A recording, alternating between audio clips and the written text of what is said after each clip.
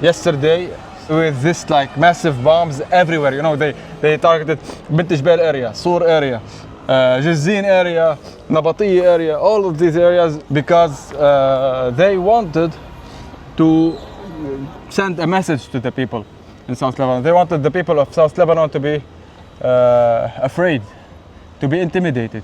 Because there's two things happening in the next 2 days. The municipal elections tomorrow in the south. Also the annual ceremony or the festival of liberation. Commemoration. We commemorate the Liberation Day in the 25th of May. That happened in year 2000. This is the 25th anniversary. When the Zionist dogs ran away from Lebanon with their tail between their legs. Yes.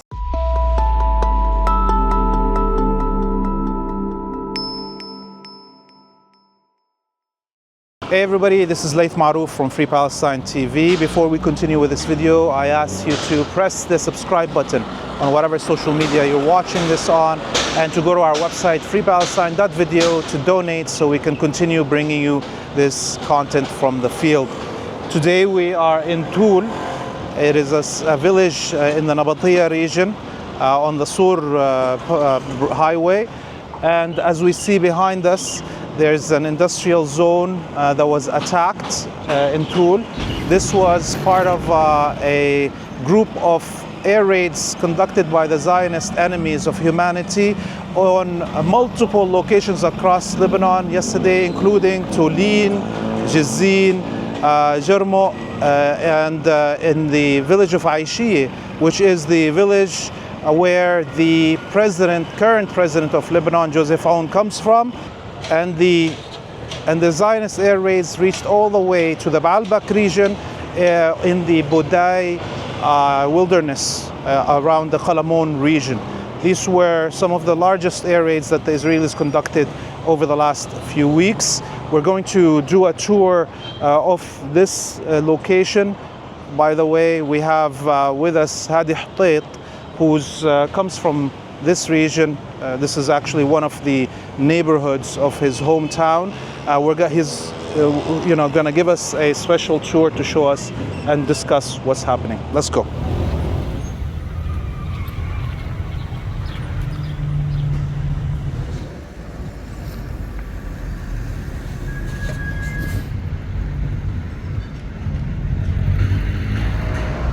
So Hadi, you're from Duair village. This is considered... it's the outskirts of my village, actually. It's a new outskirt that only dates back like to 20 years old. All of these buildings, you can see that they are new buildings. This is a residential area. People, when the village is saturated, you can say, people start to build on the outskirts of this village. And this is what all this area is about. It's a new place, a new area where you can find lots of industrial facilities like these ones here. And they were just building this building. This is new and this was being just built. All the beams are You can see it was being built. Explain to us this building. I mean, this got the majority of the blow on it.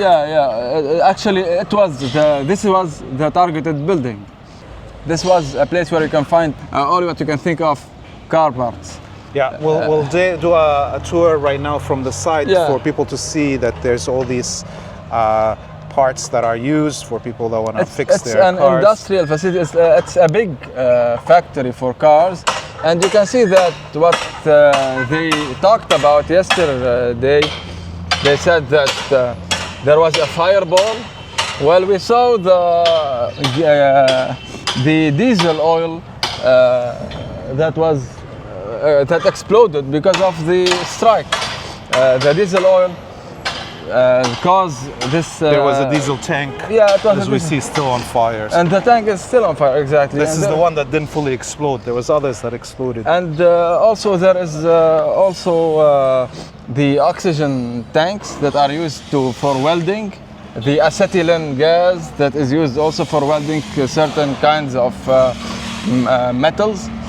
And there is also lots of car parts that are usually used in such places. These are also garages that have All been of this area, damaged. it's full. Usually, you know, all of my family, when we are fixing our cars, you can find everything. This area is known for being a place where you can go. Some like people, a garage strip. yeah. Some people even come from Beirut to here to fix their cars because it's actually you can actually build a car in this area in different places. You know, you can build part of it in each place. Yeah. So the Israelis are destroying this area because they want to harm this industry. They want to harm the people.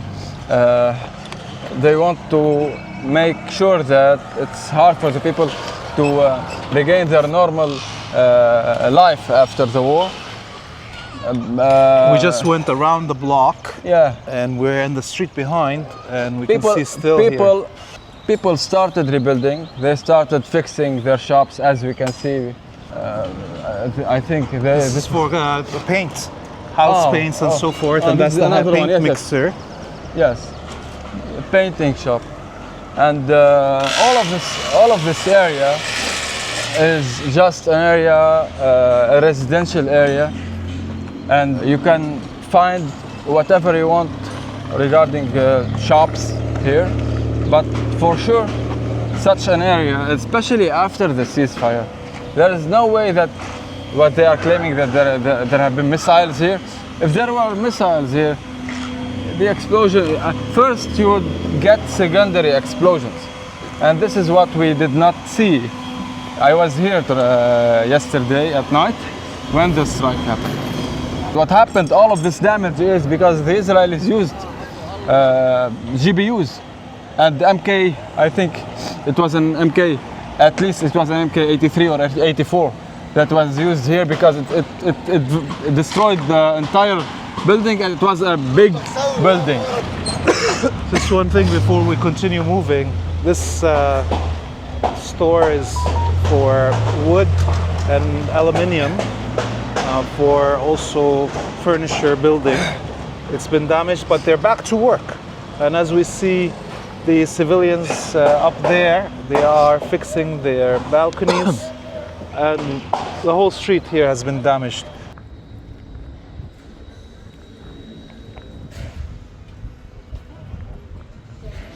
So you can see here it's a graveyard for the cars. Junkyard they call it in English. We call it a graveyard because they're all dead cars. Yeah. So, but now definitely Let's go inside. This man has lost a lot of money from, you know, his business, and this was already hit during the war, yeah. Well, this was the surprise for the people.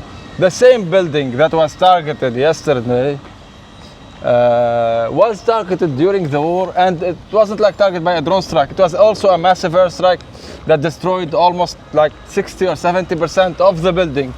And still they decided to target it again now.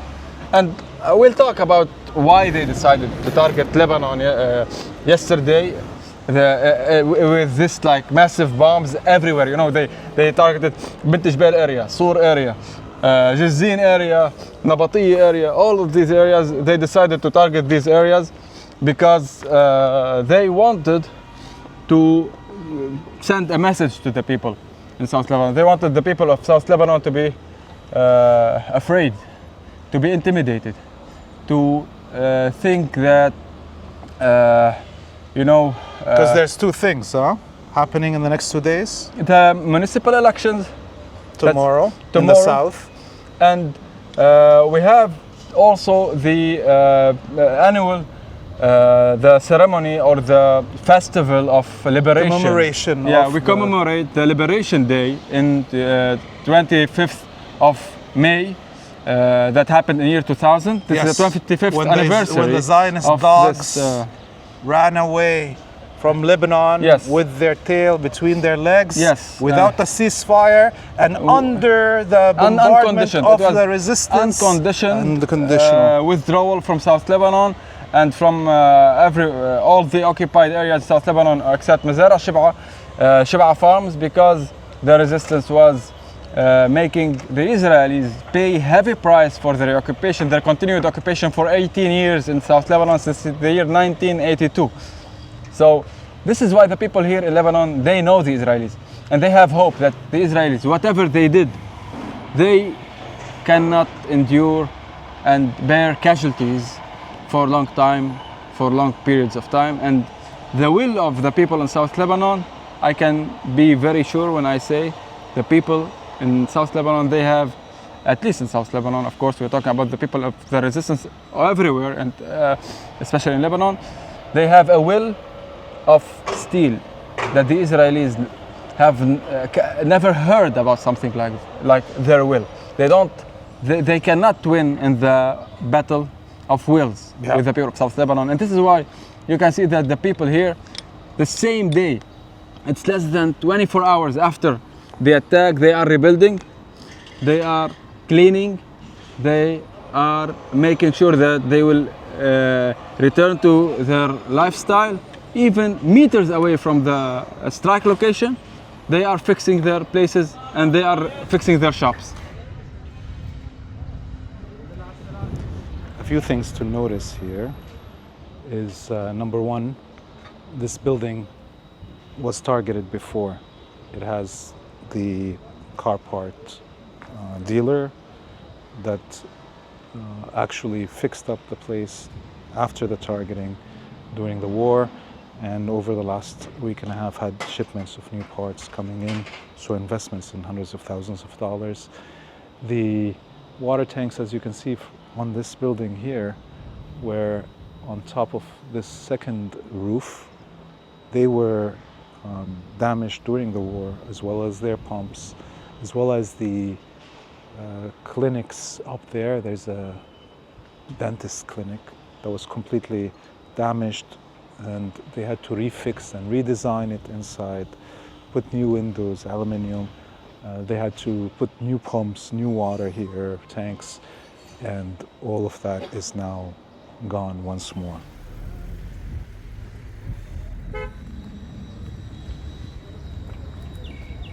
Still, this is the building that was targeted, and you can see right beside it here, there's a sweet shop that was also damaged, including its wall, during the first targeting a few months ago during the war.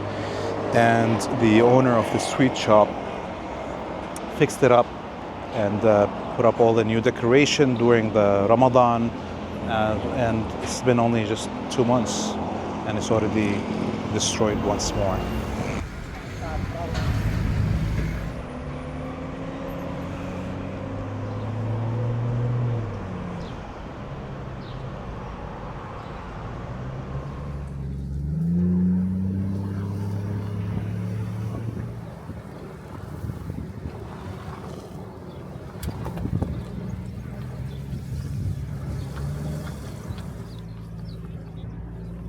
So we drove through Touline village.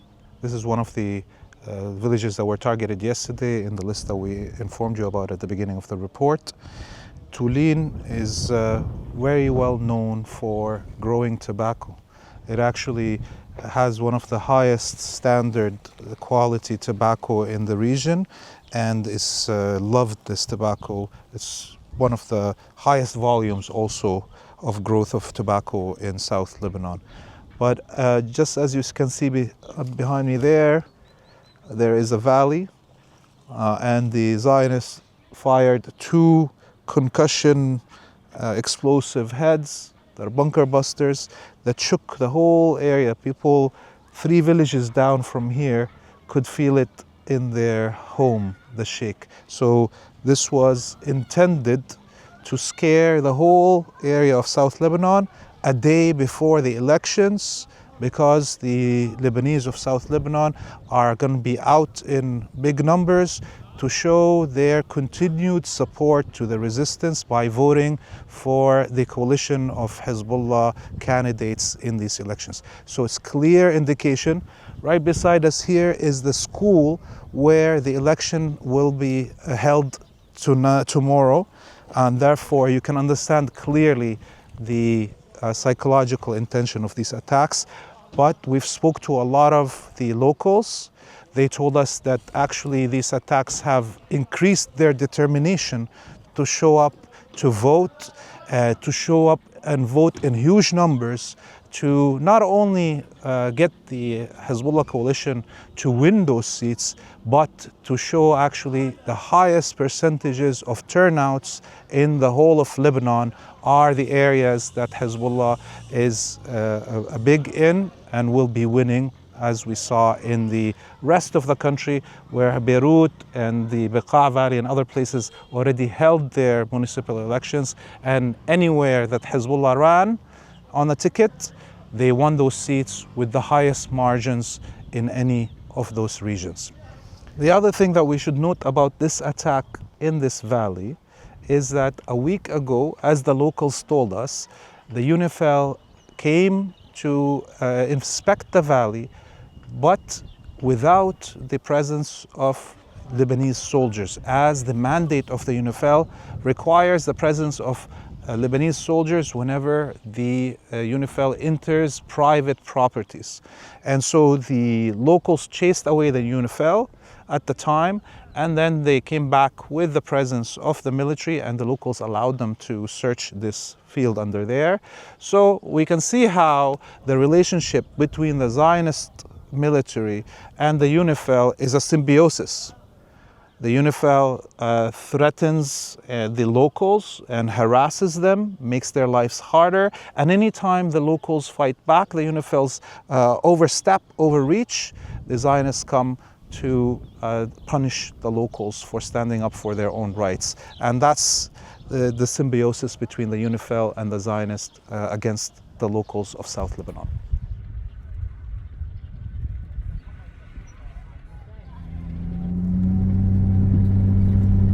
So Hadi, we just left Touline. There's two things that we noticed from the visit to Toul and Touline.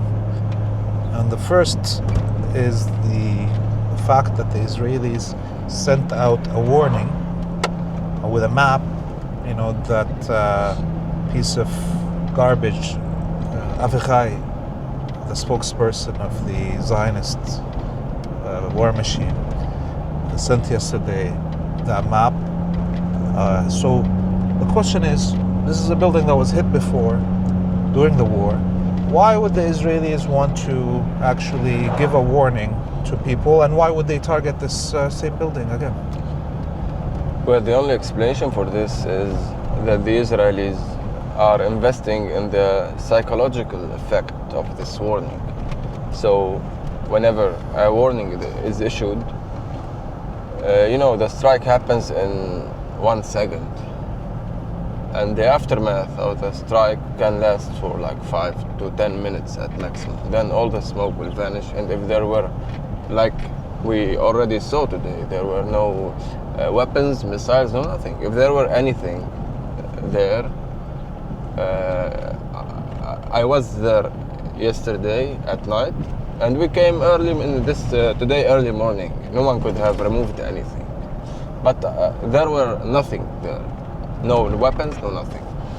So we're talking about 5 to 10 minutes at maximum as an aftermath of any strike. But if they issued a warning, they can invest in this warning, in the psychological warfare that comes with this warning for hours. And this maximizes the effect of 1 or 2 strikes. And in the situation of Touline, it was an open field, and that happened across Lebanon yesterday also, other than the Touline attack. At 14 places, 14 locations. Some of the locations were in Beqa Valley. Yeah. And this is why I think that it's very obvious. You cannot tell me that these strikes, for example, were based on intelligence, because if you discovered a facility in Budai in Beqa Valley that is like 100 kilometers away from our place right now, or maybe 150 kilometers, you won't wait until you find another target in South Lebanon and another and 14 targets to target them at the same time during night. You know, in the time where the people go to prayer. Yeah, it's a sunset at the sunset. Yeah. So this is all of this is combined to tell the people of the resistance that you're not safe. The resistance, they are trying to influence the people to think that their resistance is a bad choice for them, and this comes directly before the elections. Yeah, this is why the issuing a warning, you know, because now they are doing something else. They are issuing a warning that they will release a warning after some hour. And by this, all of Lebanon will just sit and wait like, okay, where is the warning? You know, so you'll have Afichai Adra'i, the spokesperson of the Zionist army, saying that an important release is coming for the people of Lebanon in like 1 or 2 hours. Yeah. And then after 1 or 2 hours... You think they copied it from the Yemenis who have been playing this psychological warfare, saying in a few hours we have an important announcement. For example. And then they fire this missile and the whole country doesn't know where it's going to hit, and they all go down in the basements. Yeah. This is not something to be neglected. You know, in war, this is very important. This is how they maximize the effect of one's airstrike or 2 airstrikes. They deliberately chose to do this, so people will they think that people will be afraid, and they think that they can influence their choices through emotions, through fear. But as we saw today, and you can also tell us how much people were returning to their life, to their everyday life. They were fixing their shops, fixing their places, and cleaning, even after less than 24 hours of the strike. This gives a really a big hope that all of this psychological warfare that the Israelis are conducting against the people of South Lebanon is not gonna be fruitful, is not gonna reach any target. Inshallah, tomorrow we'll see the results of the elections affirming the support of the resistance, as it has in all the other regions of Lebanon that already elected. This was Laith Marouf with Hadi Hotait. We are still in South Lebanon. We ask you to press the subscribe button in whatever social media platform you're watching this on, and to go to our website freepalestine.video to donate so we can continue bringing you all this unique programming. Until we see you next time, we bid you all a free Palestine.